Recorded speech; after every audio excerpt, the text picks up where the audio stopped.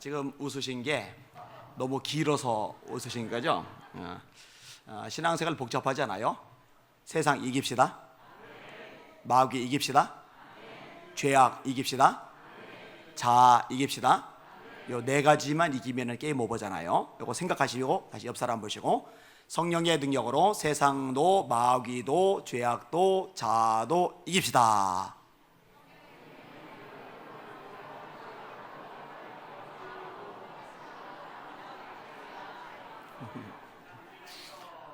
저쪽에서 건너뛰고 이깁시다. 아브라함의 아내가 사라죠. 둘 사이에서 이삭이 태어납니다. 이삭의 아내가 리브가죠. 둘 사이에서 에서와 야곱이 태어납니다. 에서 건너뛰고 야곱이 아내가 여럿이 있었어요. 바람직한 현상이 아닙니다. 르벤, 레위, 시몬, 유다, 이사갈, 스볼론, 갓, 아셀, 단, 납달리, 요셉, 베냐민, 딸 디나 13명의 자녀. 요셉이 애굽에 팔려가죠. 총리가 됩니다. 야곱의 일족 75명이 고센 땅에 이주를 합니다. 요셉을 모르는 바로가 등극하면서 노예를 삼게 돼요. 그리고 세월이 지나고 하나님이 모세를 통해서 출애굽을 시킵니다.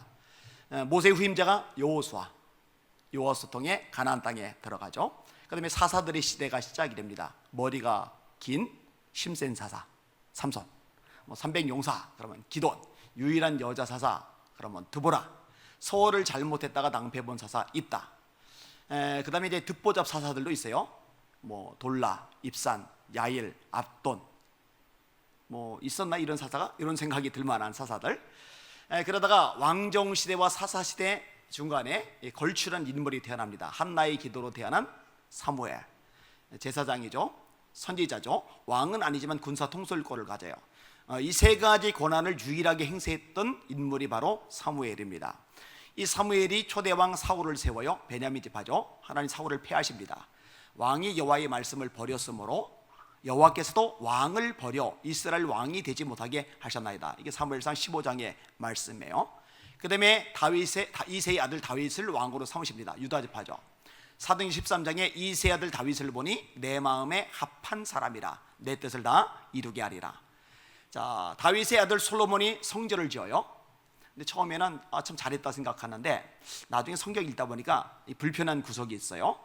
성전을 지는데 7년 동안 짓고 자기 왕궁을 지는데 훨씬 긴 세월 동안 지어요. 이게 좀 갸웃갸웃해졌어요. 아무튼 솔로몬이 성전 지은 것까지는 참 좋았는데, 지혜를 받은 것까지는 참 좋았는데, 이방의 공주들을 와이프로 맞아들였어요. 꽤 많이. 그리고 나이가 들면서 이 여자들에게 휘둘려서 신당을 지어주고 우상에게 경배를 해요. 하나님이 꿈에 2번이나 나타나셔서 경고를 하시는데 안 들어요. 결국 하나님이 아이야 선지자를 통해서 나라를 쪼개시겠다고 심판을 선언하십니다. 그리고 솔로몬의 아들 르호밤 때 나라를 쪼개세요. 그래서 북이스라엘 10개 지파, 남주다, 유다와 베냐민 2개 지파. 이 북이스라엘은 왕조가 계속 갈려요. 그러다가 주전 722년 아수르에 의해서 호세 왕 때 멸망을 당합니다. 남유다는 죄를 지음에도 불구하고 왕조는 안 갈려요. 반복해서 나오는 표현이 있어요. 다윗을 생각하사. 여러분들이 여러분 자녀들, 손주들 밑으로 내려갈수록 여러분들 때문에 여러분의 자손들을 생각해주는 믿음의 사람들 되시길 바랍니다. 그게 진짜 자녀들에게 복 있는 조상이 되는 거죠. 이 다윗을 생각하셔서 왕조가 갈리지 않게 하시는 거예요. 그러다가 더 이상 두고 볼 수가 없어요. 예레미야의 예언대로 주전 586년 바벨론 왕 느부갓네살에 의해서 시드기야 왕 때 멸망을 당합니다. 그래서 아주 못 배운 사람, 아주 가난한 사람 놔두고 대다수의 백성들을 바벨론으로 끌고 와요. 그게 이제 바벨론 포로기죠. 예레미야가 이것을 예언해서 미움을 많이 받았어요. 그런데 이 심판을 예언함과 동시에 회복을 예언합니다. 그게 예레미야 29장이에요. 바벨론에서 70년이 차면 내가 너희를 돌보고 나의 선한 말을 너에게 성취하게 하여 너희를 이 땅으로 돌아오게 하리라. 너희를 향한 나의 계획을 내가 안 하니 평안이요 재앙이 아니니라. 너에게 미래와 희망을 주려 하는 것이리라. 자, 그런데 50년이 지나요. 60년이 지나요. 61년, 62년, 65년. 근데 유다라는 이 조그만 나라 사람들이 바벨론이라는 제국에게 독립운동을 일으켜서 이길 길이 없는 거예요. 하나님의 말씀 하나가 틀리게 되느냐? 아니요. 하나님이 역사를 움직이세요. 메데파사라는 신흥 국가가 일어나는데 이 나라가 강대국으로 급성장을 합니다. 페르시아. 그 황제가 고레스, 세계사 이름 키루스, 조금 편이 달라요. 아구스토, 아우구스티누스, 느부갓네살, 느부카드네자르, 이렇게 조금씩 달라요. 외래어라 상관은 없어요.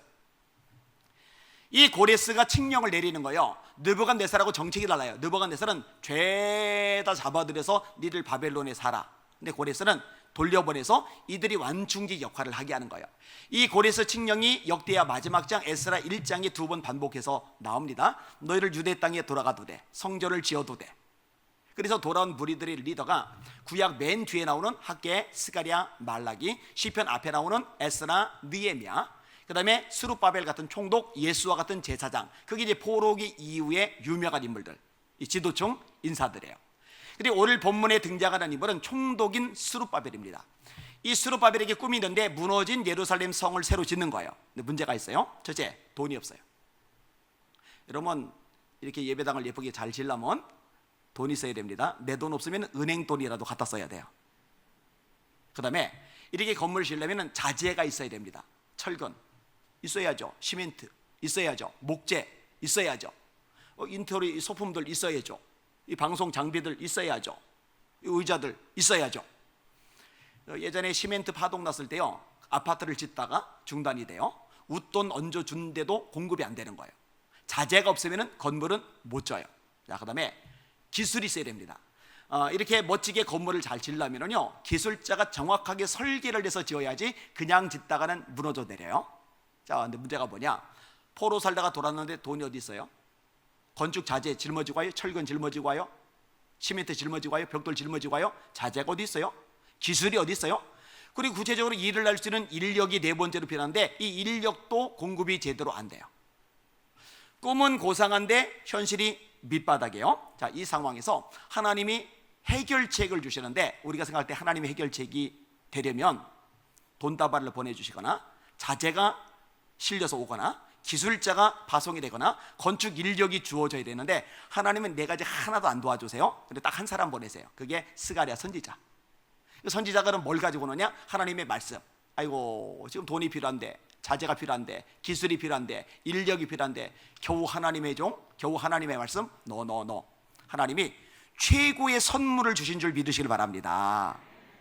아이, 목사님, 애가 속색이 미칠 지경이에요. 속이 뒤집어져요. 이런데 제가 말씀이 들리겠습니까? 목사님, 사업이 부도났어요. 채권자들이 돈 달라고 집에 죽치고 앉아있어요. 속이 뒤집어져 죽겠는데 말씀이 들립니까? 목사님, 병원 갔더니 간암 4기래요. 췌장암 3기래요. 의사가 못 산대요. 목사님, 말씀이 들리겠습니까? 이거 진짜 어리석은 사람이에요. 여러분, 그때야말로 하나님의 말씀이 가장 필요한 때라는 거 깨달으시기를 주님의 이름으로 축원합니다. 여러분, 하나님이 천지를 창조하실 때 뭘로 창조하셨죠? 말씀. 태초에 하나님이 천지를 창조하시리라. 땅이 혼돈하고 공허하며 흑암이 깊음에 있고 하나님의 영은 수면에 운행하시리라. 하나님이 이르시되 빛이 있으라 하심에 빛이 있었고 그 빛이 하나님의 보시기에 좋았더라. 저녁이 되면 아침이 되니 이는 첫째 날이리라. 둘째 날, 궁창의 물과 궁창아래 물로 나뉘어라. 셋째 날, 육지 한 곳에 모이고 심에는 채소 나무들 나라. 넷째 날, 해와 달과 별, 일자와 연한과 징조와 사실을 이루라. 5일째, 공중의 새들이 종류대로 바다의 어족들이 종류대로 있으라. 6일째, 기는 것 육축 짐승 그리고 흙으로 사람을 빚으시고 그 코에 생기를 불어넣으시니 사람이 생명이 된지라. 이런 말씀이 창조의 능력인 줄 믿으시길 바랍니다. 예수님이 요한복음 3장 3절에 사람이 거듭나지 아니하면 하나님 나라를 볼 수 없느니라. 3장 5절에 사람이 물과 성령으로 거듭나지 않으면 하나님 나라에 들어갈 수 없느니라. 화면 안 띄워주셔도 돼요. 이게 띄워주시면 제가 틀릴 때 뽀록 나잖아요.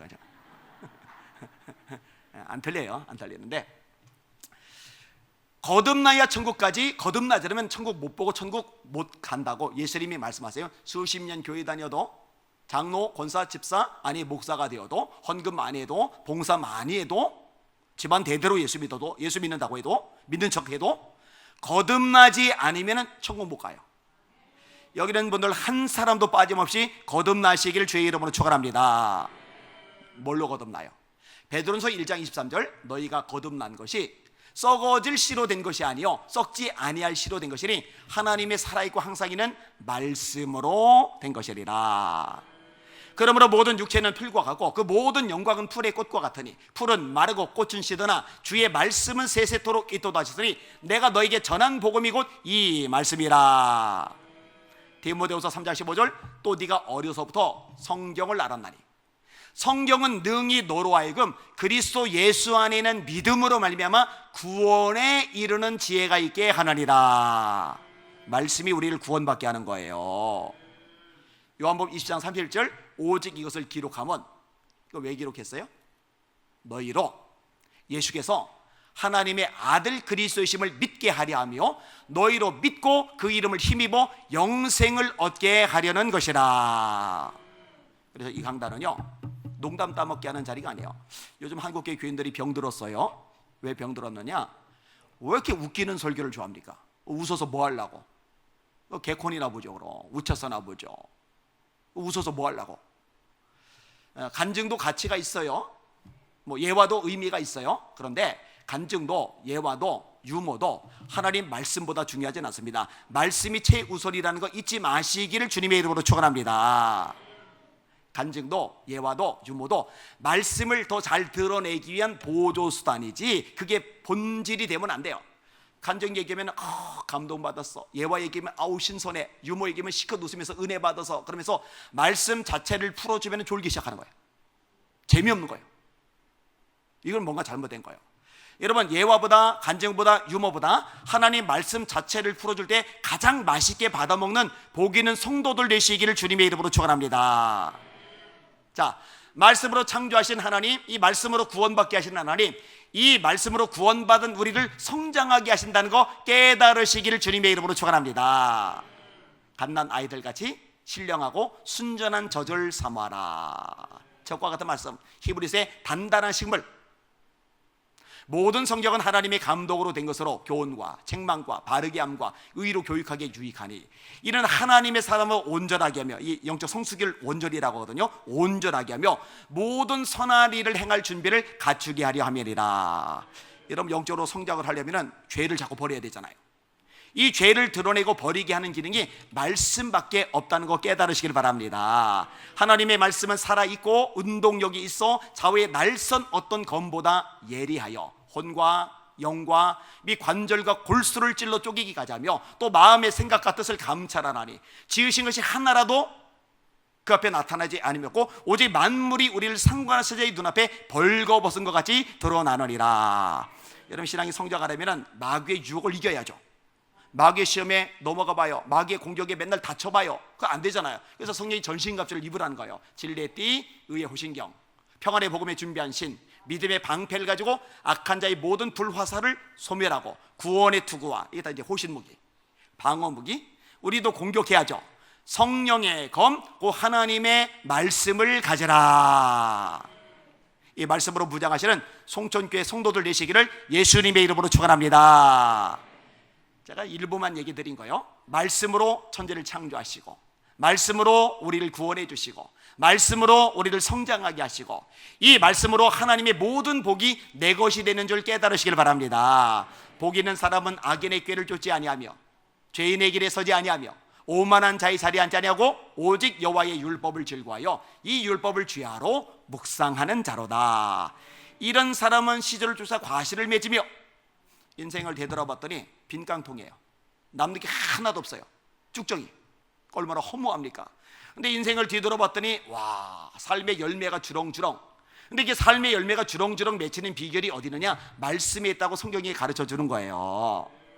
그 잎사귀가 마르지 아니한 것들이 인생이 파릇파릇하고 생기가 돌기를 원하지 누가 바짝바짝 말라 비틀어진 인생이 되기를 원하겠어요. 그런데 말라 비틀어진 인생이 아니라 파릇한 인생, 생기 도는 인생이 되는 비결이 말씀에 있다고 성경은 분명히 가르쳐주고 계십니다. 그 행사가 하는 일이 다 형통하리로다. 자유롭게 하는 온전한 율법을 들여다보는 자는 듣고 잊어버리는 자가 아니요 실천하는 자니 이 사람이 그 행하는 일에 복을 받으리라. 야고보서 1장 25절, 계시록 1장 3절. 이 예언의 말씀을 읽는 자와 듣는 자들과 지키는 자들이 복이 있나니 때가 가까움이라. 앞으로 힘들 때, 절망과 좌절이 밀려들 때 하나님의 말씀이 가장 필요한 때임을 깨닫는 여러분들 되시기를 예수님의 이름으로 축원합니다. 이거 헷갈리면 안 돼요. 기독교는 근본적으로 말씀의 종교라는 거, 이거 절대로 놓치면 안 됩니다. 자, 그럼 스가랴가 어떤 메시지를 주느냐? 첫 번째 메시지가 너 앞에 있는 장애물을 내가 해결해 줄게. 큰 산아, 네가 무엇이냐? 네가 스룹바벨 앞에서 평지가 되리라. 성경에서 산이 의미하는 이미지가 두 개가 있어요. 이게 긍정적으로 쓰일 때는 하나님이 계시는 곳을 말해요. 시편 15편, 시편 24편, 여호와의 산에 오를 자 누구냐? 시편 121편, 내가 산을 향하여 눈을 돌리라. 산을 왜 쳐다볼까? 거기 하나님이 계시니까. 시온산, 시내산, 갈멜산, 호렙산, 뭐 이렇게 하나님이 계시는 산 상징하는 거예요. 그 다음에 이 산이 부정적으로 쓰일 때는요, 장애물. 예수님이 말씀하세요. 너에게 겨자씨만한 믿음이 있고 이 산도로 들려 바다에 빠지라면 그대로 될 것이다. 관악산 앞에 가서 태평양이 빠지라고 해보세요. 한라산 앞에 서서 태평양이 빠지라고 해보세요. 그걸 말한 게예요. 장애물. 근데 산도 산나라며요. 관악산, 이 악자가 들어가면은 높은 산이래요. 관악산, 뭐 치악산 이런 식으로. 근데 이 관악산 제가 이쪽 끝에서 반대쪽 끝까지 제 걸음으로 넘어가니까요, 제 걸음으로 8시간이 걸려요. 한 번은 겨울철에 넘어가려고 하다가 죽는 줄 알았어요. 눈 때문에 미끄러지는데 와, 대책이 없더라고요. 그래서 겨울철에는 그 이후로 절대로 산에 안 갑니다. 자, 이 관악산 8시간이면 넘어갑니다. 뭐 가지고 돌아가도 돼요. 요즘은 넘어가지도 않고 돌아가지잖아요. 그냥 산마다 구멍을 다 뚫어놨어요. 옛날에 미시령, 대관령, 뱅글뱅글 눈 내리면 오도 가도 못했는데 요즘 이렇게 안 다녀요. 그냥 다 구멍을 뚫어놨어요. 터널. 근데 이게 웬만한 작은 산이니까 넘어도 가고 돌아도 가고 구멍도 뚫지요. 에베레스트산, 이거 뭔수로 넘어가요. 뭐 등반 최고 전문가라는 사람도요, 봉우리 올라가서 깃발 나라 국기 꽂고 내려오는 거지, 이거를 다 수백 개 봉우리를 다 가는 게 아니에요. 그리고 겨우 한 봉우리 꽂고 내려오면서 손발 동상 걸려 잘린 사람이 한둘이 아니고 죽은 사람이 한둘이 아니에요. 이거 못 돌아가요. 현대 첨단 장비 다 동원해도 이거 못 뚫어요. 생각해봐요. 돈 없죠, 자재 없죠, 기술 없죠, 인력 없죠. 그런데 이거 뭔수로 성전을 지어요. 이건 큰 산이에요. 넘어갈 길이 없어요. 돌아갈 수도 없어요. 뚫고 갈 수도 없어요. 그런데 사람은 불가능하지만 이 엄청난 장애물을 하나님은 얼마든지 납작하게 만드실 수 있다는 거 믿으시기를 주님의 이름으로 축원합니다. 네, 우리가 믿는 하나님이 그런 하나님이셔요. 여러분 웃으실지 모르겠는데 제가 어릴 때 큰 산이 뭐냐면요, 장가 가는 거였어요. 왜 그러냐? 첫째로 저희 아버지가 알코올 중독자, 그 다음에 도박 중독자, 그리고 담배, 니코틴 중독자. 저는 술을 마셔도요, 취하는 순간 길바닥이든 술집이든 대합실이든 그냥 자는 사람들 있죠. 이런 사람들은 참 고귀한 분이라고 생각을 합니다. 적어도 남 힘들게는 안 하니까. 근데 취한 순간 깰 때까지 주변 사람 달달달달 볶는 스타일이 있죠. 우리 아버지. 와, 피곤해. 밥상이 덤볐습니까? 그걸 왜 뒤집어 엎어요? 돈도 안 벌어오면서 엄마가 땡볕에서 풀 뽑아서 돈 벌어오면은 그 돈 가지고 술 퍼 드시고 오셔가지고는 밥상 뒤집어 엎어요. 문짝을 걷어차요? 날아가요. 그러면 술 깬 다음에 이거 누가 그랬어? 자기가 그랬지. 망치 들고 또닥또닥 고쳐요. 목수일을 하시던 분이나.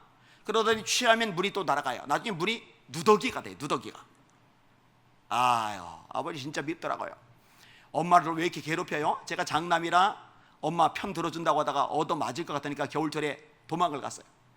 갔는데 추워 죽겠는데 갈 데가 없어요. 그래서 어떡하지 그러다가 가만히 보니까 볕단이 수북하게 쌓이는데 볕단 막 후벼파고 들어간 다음에 두껍게 볕단을 덮었어요. 그리고 깨달은 거, 볕단은 아무리 두꺼워도 춥구나.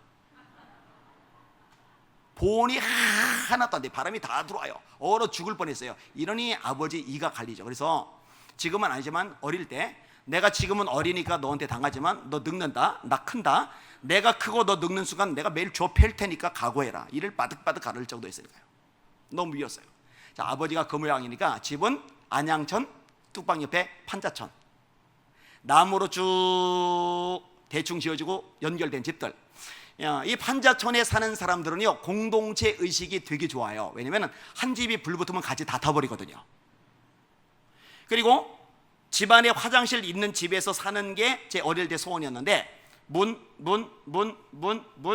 요 방 한 칸에 6식구, 우리 외할머니 오시면 7식구, 그 다음에 맨 뒤로 한참 가가지고 화장실 하나, 뚝 떨어진 곳에 화장실 하나, 앞트이고 뒤트이고, 여름철에는 난방이 잘 되고 겨울철에는 냉방이 참 잘 돼요.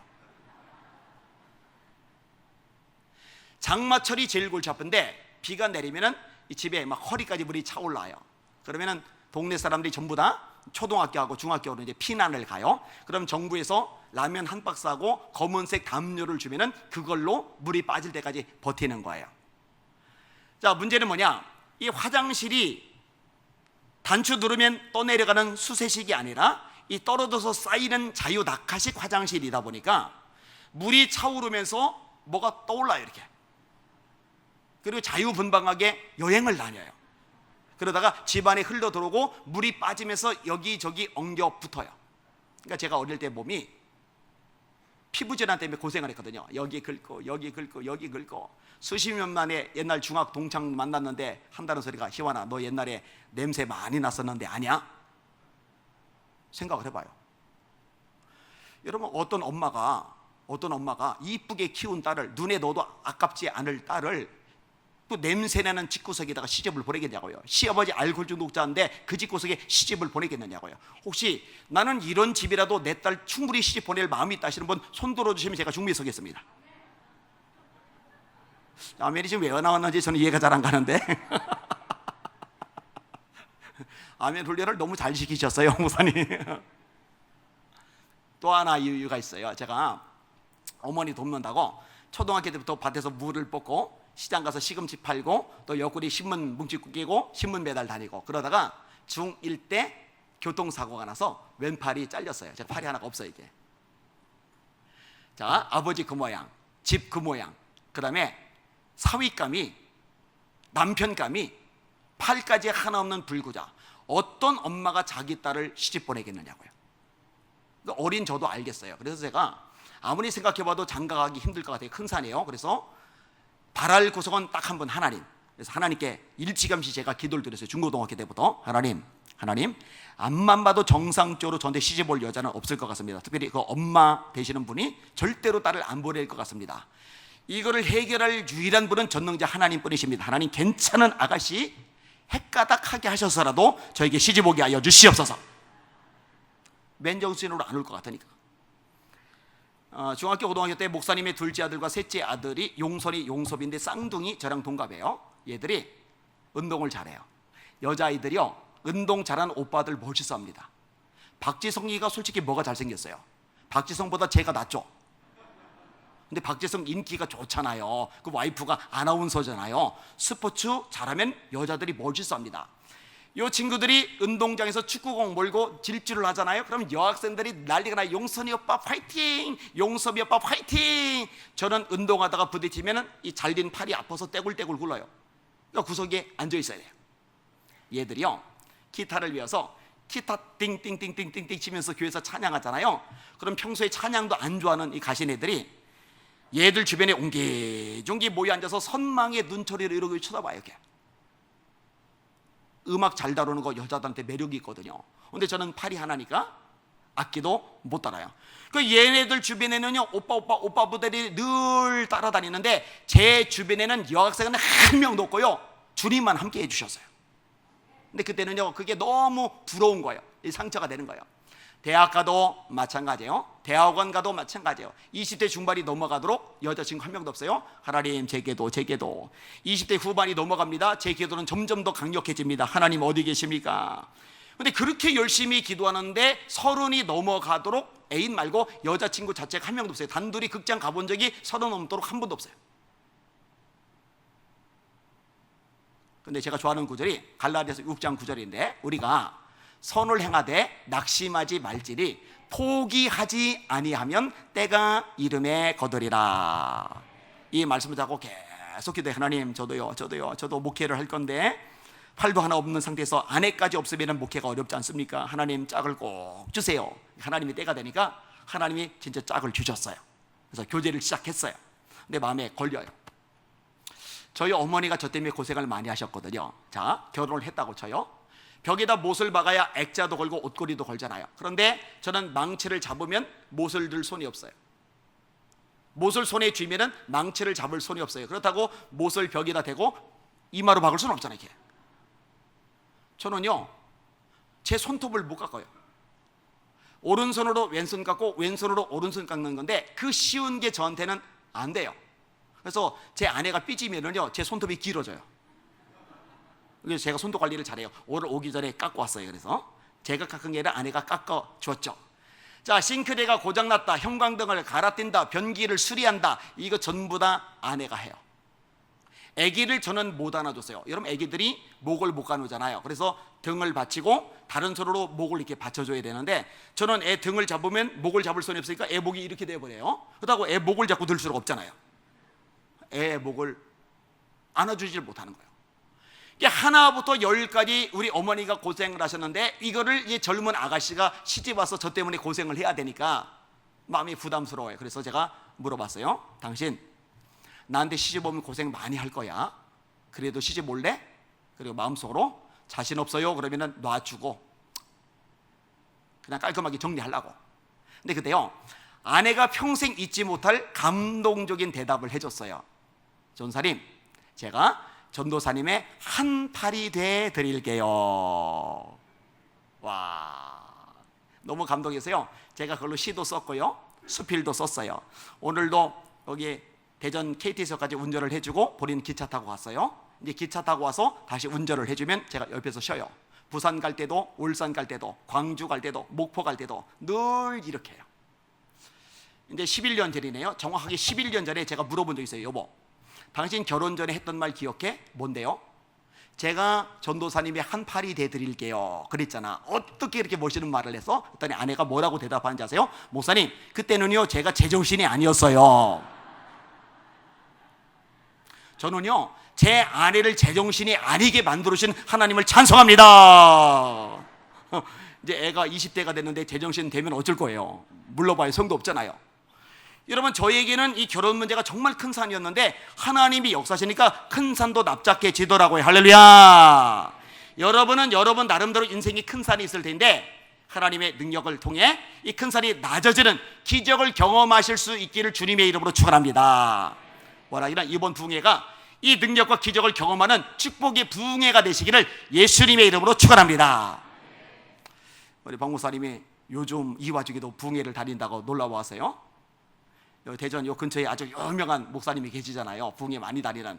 그분도 요즘에 잘 못 다니는데 저는 매주 다니거든요. 이유가 있어요. 하나님 역사와 기적이 진짜 많이 일어나거든요.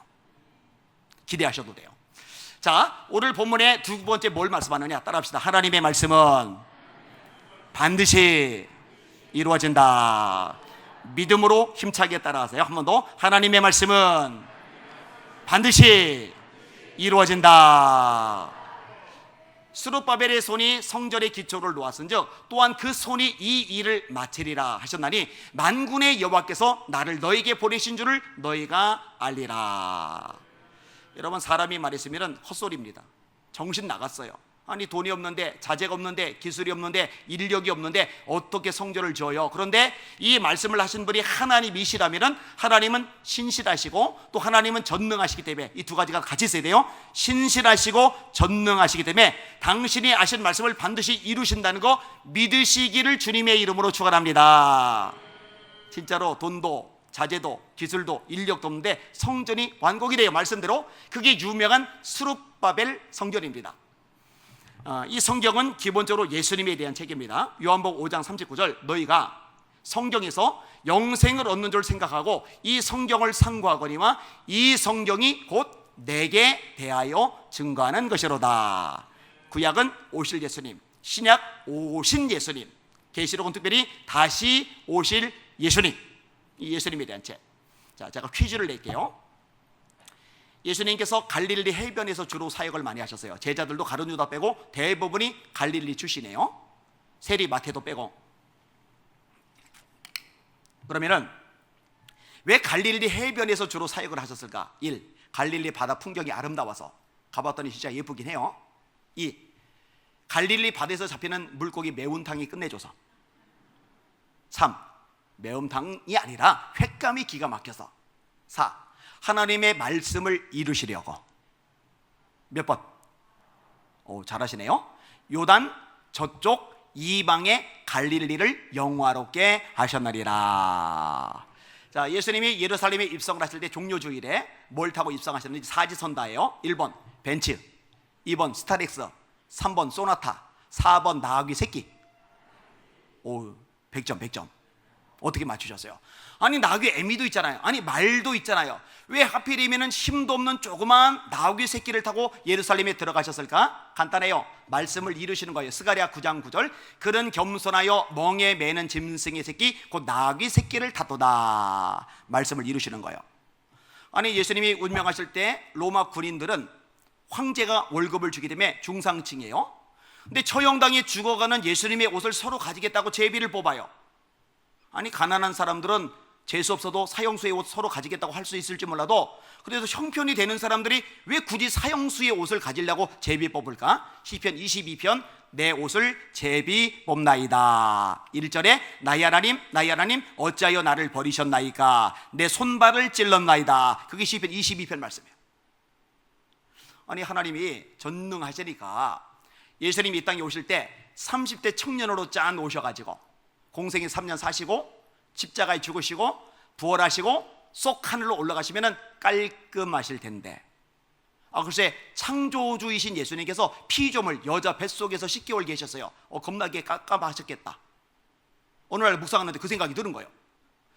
예수님이 말씀이시죠. 태초에 말씀이 계시리라. 이 말씀이 하나님과 함께 계셨으니 이 말씀은 곧 하나님이시리라. 그가 태초에 하나님과 함께 계셨고 만물이 그로 말미암아 지은 바 되었으니 지으신 것이 하나라도 그가 없이는 된 것이 없느니라. 그 안에 생명이 있었으니 이 생명은 사람들의 빛이라. 1장 14절 말씀이 육신이 되어 우리 가운데 거하시매 우리가 그의 영광을 보니 아버지의 독생자의 영광이요 은혜와 진리가 충만하더라. 예수님이 말씀이신데 말씀이신 예수님이 말씀을 못하고 옹알이를 하셔요. 여러분, 예수님 옹알이 하셨어요. 사자를 만드시고 곰을 창조하시고 호랑이를 빚으신 주님께서 글쎄 당신의 목을 못 가누세요.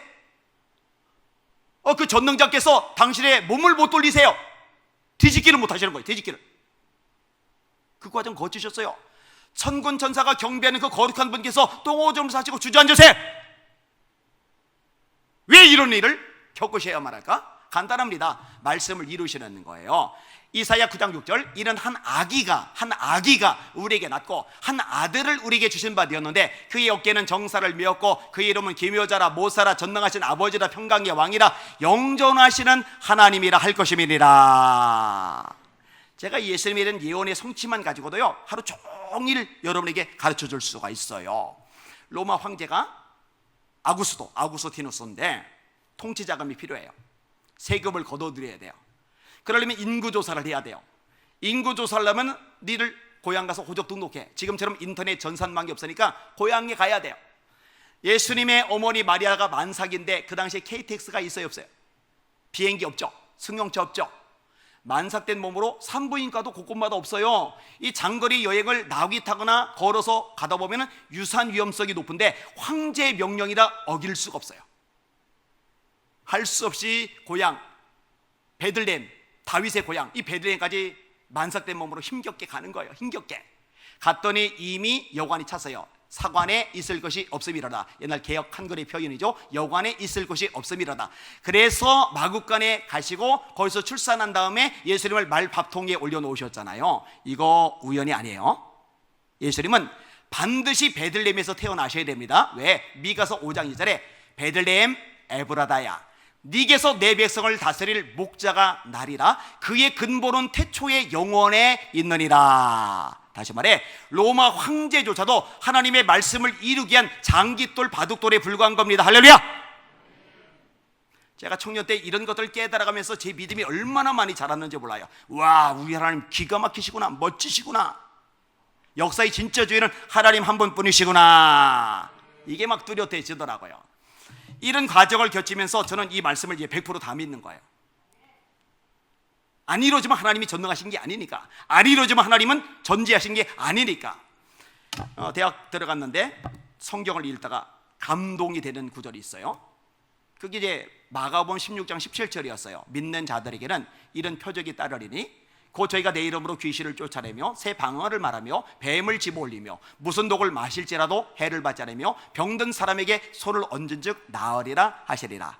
예수께서 이 말씀을 마치시고 하늘로 올려주사 하나님 우편에 앉으시리라. 제자들이 나가 두루 전파할세 주께서 함께 역사하사 그 따르는 표적으로 말씀을 확실히 증거하시리라. 목사들에게는 아니네, 부흥사들에게는 아니네, 기도 원장들에게는 아니네, 믿는 자들에게는 나도 믿잖아. 말씀은 진리라며. 진리는 이루어져야지. 아니 그러면은 나도, 대학생인 나도 이 말씀에 의하면 믿으니까 병자 고칠 수 있는 거잖아. 그럼 나도 믿으니까 귀신 쫓아낼 수 있는 거잖아. 해봐야지 그럼. 해봐야지 그럼. 그런데 이제 문제가 생겼어요. 대학교 1, 2학년짜리한테 누가 병든 사람 기도해달라고 데려오겠어요? 아무도 안 데려오는 거예요. 귀신 들린 사람 쫓아내달라고 아무도 안 데려오는 거예요. 이거 실험을 해봐야 되는데, 그래서 이거 어떻게 실험을 할까 눈 크게 뜨고 막 쳤는데, 가만히 보니까 등잔빛이 어두운 거예요. 제 바로 밑에 동생 신환이가 치질 때문에 고생을 많이 하고 있었거든요. 이게 번뜩 생각나는 거예요. 야 신환아 일로 와봐. 왜 형? 잠만 말고 앉아. 왜? 그냥 앉아. 형이 한번 기도해 주겠더니 반항을 해요. 형이 뭔데 기도해 줘? 형이 목사님이야? 아니 그게 아니고 내가 꼭 한번 실험을 해봐야 되거든. 기도 한 번만 받아줘. 그랬더니 알아서 형 빨리 꺼내. 그래서 제가 손을 얹고 병든 사람에게 손을 얹은즉 나으리라 했잖아요. 그러니까 성경대로 손을 얹고 진짜 뜨겁게 기도해. 하나님, 제 동생이 궁뎅이가 아파서 피가 납니다. 하나님, 믿는 자에게 이런 표적이 따르니 병든 사람이 손 얹은즉 나으리라 하셨죠. 하나님 고쳐주세요. 치료해 주세요. 깨끗하게 회복되게 하여 주시옵소서. 막 열심히 기도를 해요. 저는 이게 잠을 자야 되는데 얼마나 가슴이 설레는지 잠을 잘 수가 없는 거예요. 아침에 일어나자마자 신환아 엉덩이 어때? 그랬더니 형 어제 기도해 준 다음에 더 아파. 치질이 악화가 된 거예요. 너무 실망이 된 거예요. 근데 성경에 있는데 마가복음 9장에 주님이 말씀하세요. 기도 외에 다른 것으로는 이런 종류가 나올 수 없느니라. 성경이 틀릴 리는 없지. 그럼 내가 문제야? 뭐가 문제지? 기도가 모자라구나. 그럼 기도를 많이 하자. 어떻게 하면 기도를 많이 할 수 있을까? 그래, 집에 가지 말고 교회에서 잠을 자면은 기도를 많이 할 수 있겠다. 그러면 이제부터 교회에서 잠을 자는 거야. 근데 목사님께 목사님 교회 방 한 칸 저 내주세요. 제가 이제부터 교회에서 자겠습니다 하면은 어떤 목사님이 일개 청년에게 방 한 칸을 내주겠어요? 내줄 리가 없는 게 뻔하잖아요. 그러니까 허락을 안 받고 그냥 지하실 방 한 칸을 제가 무단 점령을 했어요. 철제 책꽂이도 만들어 놓고 제 책 갖다 놓고 제 옷 갖다 놓고 이불 갖다 놓고 거기서 잠을 자는 거예요. 그런데 여러분, 지하실은 습기가 많아요. 공기가 차가워요. 그리고 공기가 안 좋기도 해요. 예수 이름으로 병도 고치고 귀신도 쫓아내려고 교회에서 자면서 기도를 시작했는데 제가 병들어 버렸어요. 시름 앓고 있는데 목사님이 찾아와 보시더니 저를 내려다보시고 하시던 말씀도 아니에요. 혀를 차셔요. 그리고 쫓아내신 게 아니라 4층이 옥상, 5층 종탑방, 6층 종탑방이 있는데 5층 종탑방을 꾸며주시더니 여기는 지상이라 공기가 좋아. 앞으로 여기서 자. 그래서 그 다음부터 거기서 자는데 몇 년간 교회에서 자면서 기도했느냐? 5년 동안.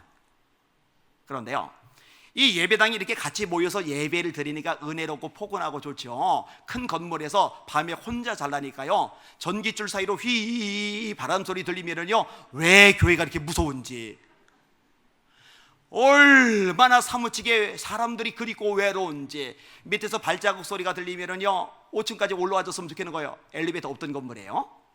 떡볶이 사왔다, 희화나 같이 먹자, 누가 이랬으면 좋겠는데 한 놈도 안 와요. 제가 뚜벅뚜벅 계단 걸어 올라갈 때 누군가 방에서 기다리고 있다가 희화나 어서와 이랬으면 좋겠는 거예요. 열쇠는 나밖에 없는데. 아니 그러면 집에 가면은 엄마가 반겨주시잖아요. 좀만 가면 집인데 그래도 이를 악물고 집에 안 가요. 버티고서 교회에서 자는 거예요. 기도를 하는 거예요. 그리고 5년이 지나갔어요. 청년 청소년 연합집회 강사로 와달라고 그랬어요. 그래서 말씀을 전하는데 앞에 앉은 청년에게 귀신이 들어가면서 애가 난리를 치는 거예요. 막 발작을 하는 거예요. 눈은 뒤집어져서 하얗고 입은 꽃게처럼 거품을 불고 몸은 이렇게 등 뒤로 이렇게 휘어서 막. 남자 청년들이 놀라서 배를 누르는데 여러분, 엎드린 거는 버텨도 이 배는 못 버티거든요. 그런데 서너 명이 달려들어도요 이게 안 눌러져요. 마가복음 5장 힘센 귀신이 들리면은요 쇠사슬도 끊어냅니다. 그 물리력으로 제어가 안 돼요. 10명이 덤벼들어도 배가 안 눌러집니다. 그거 제가 내려갔어요. 이마에다가 손을 댔어요. 그리고 담대하게 선언하는 거예요. 내가 나사렛 예수를 명하노니 평안할지어다. 한마디. 내가 나사렛 예수를 명하노니 평안할지어다. 두 마디. 내가 나사렛 예수를 명하노니 평안할지어다. 세 마디가 떨어지면서 귀신이 나가버렸어요. 할렐루야. 거기 27살 때, 아직 목사 아닐 때. 여러분 말씀대로 되더라고요. 그 다음부터 하나님이 말씀대로 계속 역사해 주시는 거예요. 우리 교회 50대 후반에 통통한 아줌마 하나가 전도돼서 왔어요. 근데 이분이 한여름에도 목에 스카프를 두르고 계세요. 제가 속으로 야 멋도 좋지만 보는 내가 다 땀띠 날 것 같다. 안 덥나? 근데 그게 멋을 부린 게 아니라 백반증. 이 목이 하얀데 너무 흉해요. 배가 하얘요. 팔이 하얘요. 그래서 긴 팔 입고 목에 스카프를 이렇게 두르고 다니는 거예요. 제가 감동되면 주일날 오전 예배 때 아픈 사람 아픈 데다 손대라고 그래요. 지혜가 필요한 사람 머리에다 손대라고 그래요. 평안이 필요한 사람 손을 모으라고 그래요. 능력 받기 원 사람 두 손 들고 기도를 받게요. 그리고 예수님은 선포를 하면서 기도를 하는데 이 새신자가 목에다가 손을 대고서 아멘 아멘 하고 기도를 받는 거예요. 어릴 때부터 알았어요. 대학병원 그렇게 쫓아다니고 약 그렇게 먹어도 못 고치던 것을 새신자가 믿음으로 손대고서 기도를 받는데 백반증 사라졌습니다. 할렐루야. 하나님 돕는 자라는 거 믿으시는 분들만 아멘. 하나님 치유자라는 거 믿으시는 분들만 아멘. 제가 천보산 기도원 주강사 중에 하나인데 집회를 인도하는데 말을 못하는 여자분 한 분이 집회에 참석했다가 아픈 데다 손을 대고 기도하라고 그래요. 제가 개인 안수기도는 안 합니다. 이유가 있어요. 매주 일정이 진행이 되는데 안수기도하면 진이 너무 빠져요. 그리고 한 번은 제가 바지가랑이를 하도 잡길래 미안해가지고 차마 뿌리칠 수 없어서 안수기도 해주고 눈 뜬 순간 후회를 했는데 그 뒤로 줄을 쫙. 그날 제가 과로 살 뻔했어요. 그 다음부터 이제 개인 안수는 잘 안 와요. 회중적으로 이렇게 기도만 해줘요. 근데 말을 못하던 이분이 말이 트였어요. 할렐루야. 그리고 그 다음 주간에 남양주 초교파 연합집회 주평강교회라고 굉장히 큰 교회가 있어요. 무슨 도로 옆에 성처럼 이렇게 지어진 교회가 있어요. 거기서 이제 연합집회를 여는데 그 집회까지 찾아오신 거예요. 그리고 찾아오셨다가 주최 시간 때 본인 얘기를 해줘서 제가 비로소 천보산 기도에서 말을 못하던 이 여자분이 말이 트였구나 알게 된 거예요. 자, 이 주평강교회에서 집회일 때도 다음날 임원 목사님들하고 식사를 하는데 제 앞에 앉은 목사님이 이름을 얼마 전까지 기억하고 있었는데 까먹었다. 이 목사님이 목사님 제가 팔 수술을 했습니다. 예 그러세요. 근데 6개월이 지나도록 팔을 못 올렸습니다. 그래서 예 그러세요. 근데 목사님 어제 목사님이 아픈 데다가 손을 대고 기도하라고 하셨잖아요. 근데 아픈 데다 손 대고 기도했는데 팔이 올라가고 아프지도 않아요. 그러더니 밥상 앞에서 팔을 뱅글뱅글 이러다가 그냥 반찬 날아가게 생겼는데 이분이 좋으시니까 여러분들에게도 예수 이름의 능력이 있다는 거 깨달으시길 주의 이름으로 축원합니다. 제가 단적으로 한 가지를 지금 얘기를 드렸는데 하나님의 약속의 말씀을 붙잡고 기도하다가 그것 때문에 수지 맞은 것들이 한두 가지가 아닌데 여러분 말씀 전노하신 하나님의 약속이라는 거 기억하시고 말씀 붙잡고 기도하시고 이 말씀의 능력과 기적을 경험하실 수 있기를 예수님의 이름으로 축원합니다. 자, 하나 더 얘기할게요. 이 모든 것의 원동력은 성령이시다. 이는 힘으로 되지 아니하고 능력으로 되지 아니하며 오직 나의 영으로 되느니라. 처음에 이 구절이 참 납득이 안 가요. 지금 건물을 짓는 거예요. 돈이 있어야지죠. 자재가 있어야지죠.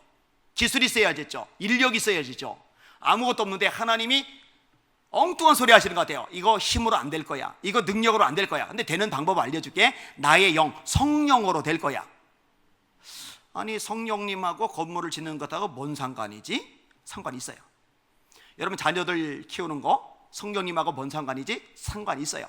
여러분이 직장 생활하고 장사하고 사업하고 공부하는 거 성령님하고 뭔 상관이지? 상관 있어요.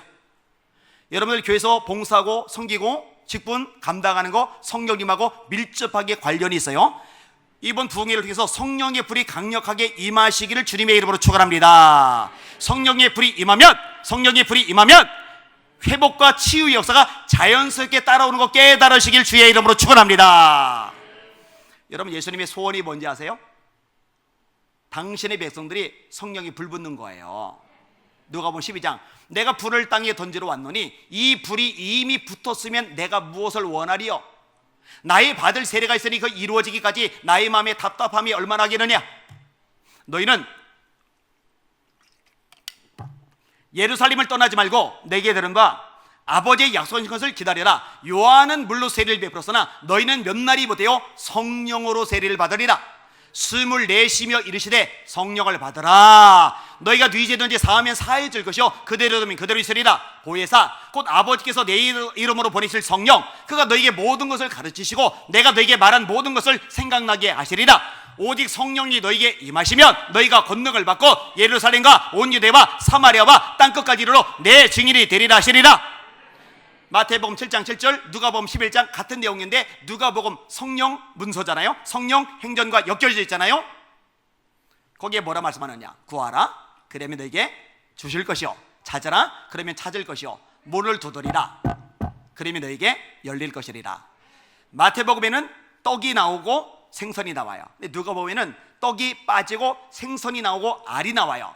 아들이 생선을 달라는데 생선 대신에 뱀을 주며 알을 달라는데 알 대신에 전갈을 줄 자가 있겠느냐? 아비가 악할지라도 자식에게 좋은 것으로 줄 줄 알거든 하물며 하늘에 계신 너희 아버지께서 구하는 자에게 성령을 주지 않으시겠느냐? 구하는 자에게 성령을 주지 않으시겠느냐? 이 밤에 성령의 불 받으시기를 주님의 이름으로 축원합니다. 축원합니다. 주님 거짓말 못 하신다니까요. 제가 이제 신문 배달을 했다고 그랬잖아요. 신문 배달하는데 아이한테 이 신문 뭉치가 너무 무거워요. 게다가 우리 동네는 판자촌 주변이라 한 집 뚝 한참 걸어가고 뛰어가야 돼요.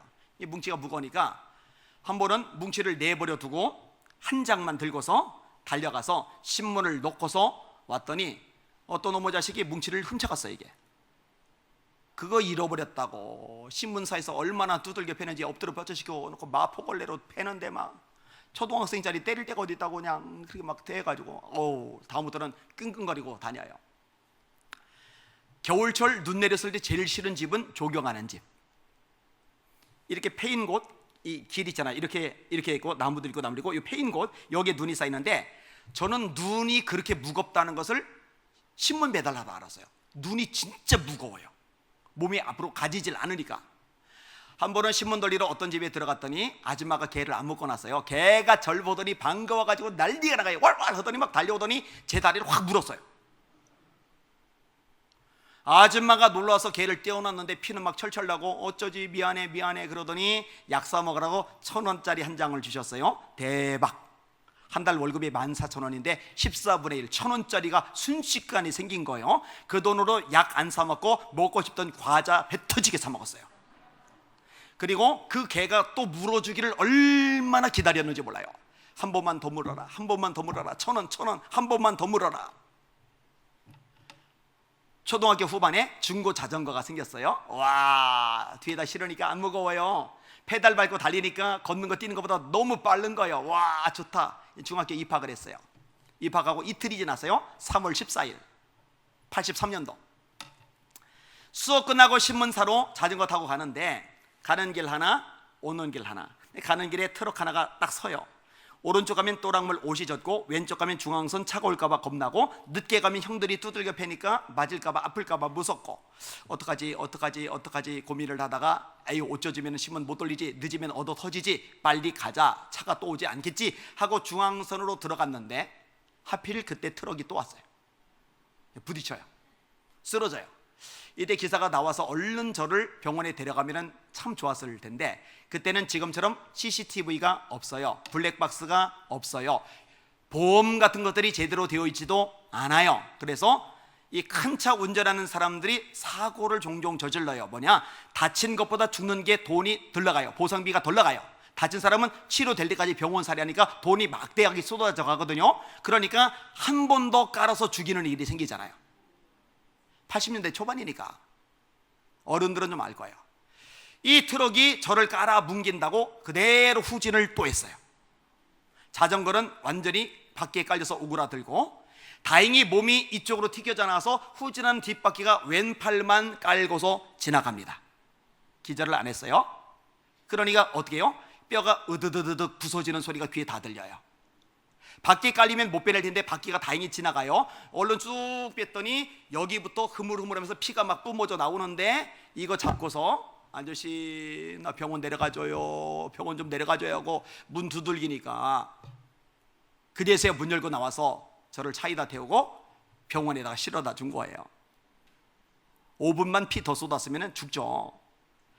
그리고 의식을 잃고 깨어났는데 보니까 어깨 밑으로 팔이 잘려서 없어요. 아파요. 이거는 제가 설명해봐야 어차피 여러분 이해 못합니다. 이거 너무 아파요. 그리고 골치 아픈 게 뭐냐, 신경인데, 여러분 사람이요 팔이 없잖아요. 없는데 이 뇌가 이 팔을 느껴요. 수십 년이 지난 지금도 느껴요. 여러분 팔이 찌릿찌릿하고 저리면 주물러요. 다리가 찌릿찌릿하고 저리면 주물러요. 왼팔이 없는데 찌릿찌릿하고 저려요. 그래서 주물을 내고 손을 대면 허공이에요. 이게 중학교 1학년짜리한테 타격을 줍니다. 정서적으로. 여러분 의자 말고 맨바닥에 앉을 때 손을 이렇게 짚고서 앉아요. 짚고서 일어납니다. 누울 때 봐요. 일어날 때 봐요. 짚고서 눕고 짚고서 일어납니다. 강시처럼 이렇게 안 일어나요. 근데 이쪽은 있어서 다행인데, 여기도 있다고 느끼니까 짚다가 없으니까 넘어지면서 부딪히고 또 아파서 떼굴떼굴. 의사가 너무 힘들어하니까 얘야 수술 한 번 더 하자, 신경 끊어내는 수술, 신경 제거 수술. 그러더니 겨드랑이를 째고서 신경을 다시 다 끊어내요. 지금 생각해보면 바보 천치 같은 의사를 만난 거죠. 여기 잘려도 뇌가 느끼는데 여기 자른다고 뇌가 안 느끼겠습니까? 똑같이 고통스러운데 괜히 칼만 한 번 더 댄 덕분에 병원 입원을 너무 오래 해서 학교까지 이제는 1년 꿇어버린 거예요. 수비일수 모자라가지고. 저녁에 잠을 자는데요, 안양천 고수부지 뚝방길을 걸어가는데 뒤에서 저를 친 트럭이 쫓아와요. 와, 꿈에도 왜 이렇게 무서운지 막 달달달달 막 떨리는 거예요. 제가 안양천 아래로 이렇게 굴러 떨어지는데 이 트럭이 지나가는 게 아니라 같이 구르다가 저를 찍어 누른 상태로 막 괴로워서 숨 못 쉬고 막 힘들어하고 막 비명 지르다가 눈을 딱 뜨면 꿈. 진짜 무서운 게 뭔지 알아요? 다음날 트럭이 또 와요. 다음날 트럭이 또 와요. 다음날 트럭이 또 와요. 이걸 트라우마라고 그러죠. 외상 후 스트레스 장애. 저는 사람이 왜 미치는지 알아요. 왜 자살하는지 알아요. 말 그대로 잠이 들고 꿈에 요 트럭이 나타나 나를 한 번 더 깔아 뭉개기 전에 숨이 끊어졌으면 좋겠다는 생각이 저절로 들어요. 근데 다행인 게 자살 안 하고 술 같은 거 빠져들지 않고 교회로 달려갔어요. 가서 우는 거예요. 하나님, 기도할 줄 몰라요. 그냥 우는 거예요. 하나님, 나 아파요. 하나님, 나 힘들어요. 하나님, 나 자는 게 무서워요. 세상이 너무 힘들어요. 하나님, 계속 우는 거예요. 우는 거예요. 근데 제가 참 많이 부르던 찬양이 있어요. 이 세상은 괴로운 세상, 우리 모두 나그네니 하늘나라 영원한 내 집 하루속히 찾아가리. 하늘나라 아버지 집은 슬픔 괴로움 죽음 없네. 나는 매일 요단강 건너 하늘나라 찾아가리. 하늘나라, 거기는 아프지도 않다는데 슬픔도 괴로움도 눈물도 없다는데, 야, 거기 있으면은 진짜 빨리 가면 좋긴 좋겠다. 거기 빨리 가면 좋겠다. 하늘나라 아버지 집은 슬픔 괴로움 죽음 없네. 나는 매일 요단강 건너 하늘나라 찾아가리. 참 많이 불렀어요. 기도 못하던 제가 날마다 울면서 하다 보니까 이제 기도 요령도 좀 생겨요. 하나님, 우리 아버지 저거 사람 만들어 주세요. 하나님 저 초등학교 때 공부 너무 못해서 나머지 공부했는데 학교 1년 꿇고서 또 못하면 진짜 왕따입니다. 지혜 좀 주세요. 공부 좀 잘하게 해주세요. 하나님 저 장가도 가고 싶은데 이 꼴에 누가 시집 오겠어요? 장가도 좀 보내주세요. 하나님 저 하나님 말씀 잘하는 사람 되고 싶은데 하나님 저 설교자 만들어 주세요. 뭐 이런 식의 이 기도 제목이 이제 생겨나는 거죠. 구체적인 기도 제목. 근데 중학교 2학년 무렵에 열심히 교회에서 기도를 드리는데 그날 이상한 거예요. 입이 막 꼬이면서 엉뚱한 말이 막 이게 막 나오려고 그래요. 그래서 내가 한이 많아서 드디어 내가 미쳤구나, 헛소리를 하는구나 내가. 그래서 진정 끼고 멈춰서 기도를 다시 기도하는데 또 입이 혀가 꼬여 막 하나님 나 미치면 안 돼요 하나님. 근데 그게 미친 게 아니라 성령 세례, 성령 충만을 받으면서 입에서 방언이 터져 나온 거예요. 할렐루야. 이게 제 인생의 전환점이었어요. 분명히 어제까지만 해도 무서운 세상, 거대한 세상 살기 싫어요. 빨리 죽었으면 좋겠어요. 그런데 이 거대하고 무서운 세상이 만만해 보이는 거예요. 몸에 막 힘이 들어갔는데 성경에서 읽었던 삼손이라도 된 것 같아요. 막 물건 들면 들릴 것 같아요. 벽을 차면 벽이 날아갈 것 같아요. 돌을 쥐면 돌이 손에서 부서져 가루가 될 것 같아요. 와! 나 힘 생겼나 봐. 그래서 밖에 나갔죠. 궁금하면 해봐야죠. 돌을 잡고 꽉 쥐었는데 돌은 안 부서지고 손가락만 되게 아픈 거예요. 이게 실제로 손에 힘 생긴 거는 아니더라고요. 마음이 달라진 거죠. 제가요 교실에 앉으면 앞자리에 안 앉아요. 요 볼까봐. 저쪽 자리에 안 앉아요. 요쪽 애들이 볼까봐. 같이 다니면은요 절대 나란히 안 가요. 이 왼팔 보일까봐 뒤로 숨어요. 그리고 뒤는 안 쳐다봐요. 누가 날 볼까봐. 근데 성령의 충만을 받고 나서 제가 사람의 눈초리에서 자유로워지기 시작하는데 공중 목욕탕을 제가 들어가기 시작했으니까 여러분들한테는 아무것도 아니지만 저한테는 기적과도 같은 사건입니다. 왜냐면 알몸이 다 드러나요. 뾰족한 거, 잘라낸 거, 흉진 거 이게 다 나오잖아요. 이거 이상하거든요. 또 신기하거든요. 그러면은 쳐다보는 사람들이 있어요. 이렇게 목욕하다 말고 이러고 쳐다보는 사람이 있어요. 그럼 옛날 같으면은요 왜 쳐다봐 막 움츠러들 텐데요. 성령 충만 받았잖아요. 그러니까 마음이 담대해지잖아요. 그러니까 쳐다보면 어떻게 하는지 아세요? 괜찮아요. 같이 쳐다보면 돼요. 이렇게.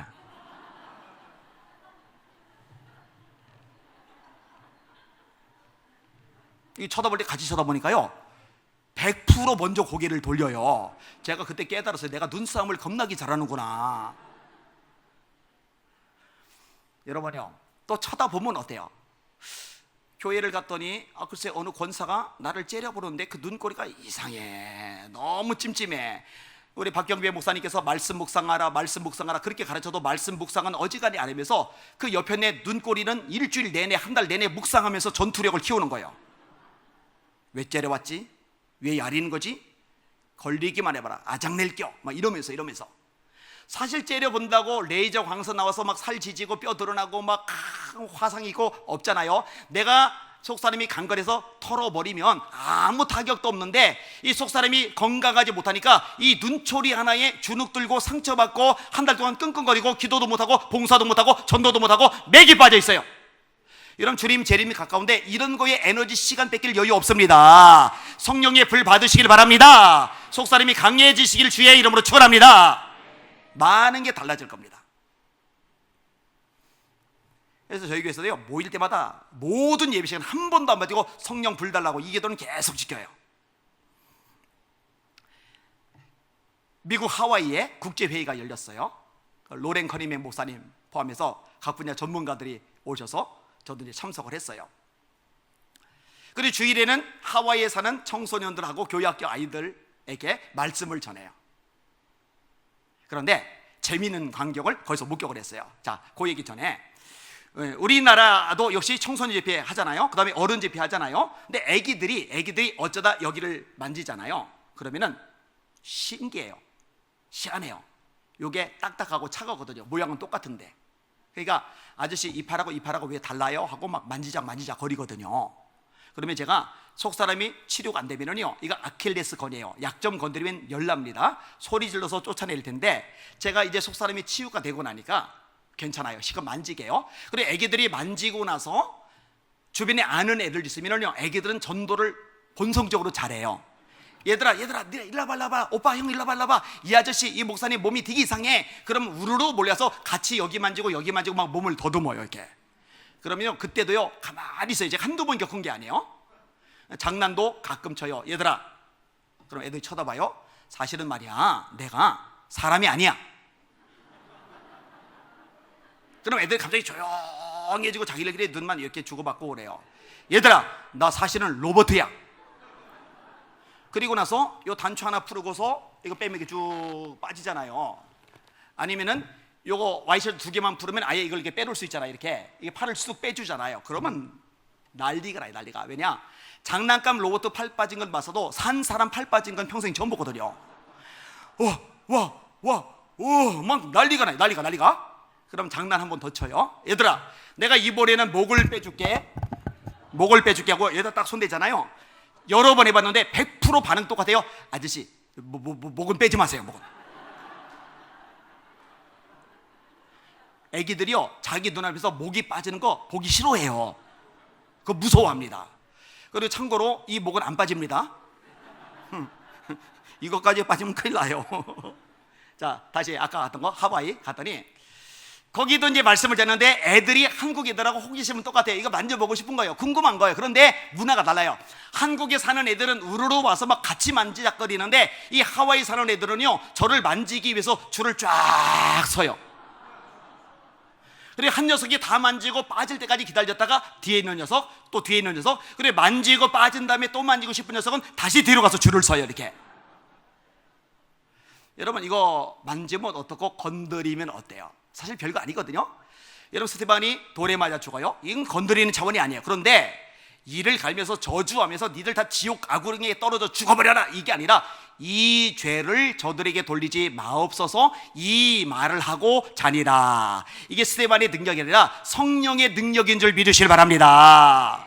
교회가 하나가 돼야 역동성이 생기고 그 힘을 가지고 이 지역사회에 나가 원수막이 때려잡고 하나님 나라 확장하고 하나님 영광 선포하고 하나님의 위대하심을 증명할 텐데, 누가 좀 건들면 이거 소화가 안 돼가지고 미워하고 균형을 깨트려버리고 서로 갈등하고, 그러니까 자기 기동답도 안 되고 공동체는 공동체로 균열되고, 내 마음이 내 마음인데 내 마음대로 안 돼요. 내 감정이 내 감정인데 내 마음대로 안 돼요. 그런데 성령께서 임하시면, 성령의 불이 임하면 내 마음도 내 감정도 다스려지는 걸 믿으시기를 주의 이름으로 축원합니다.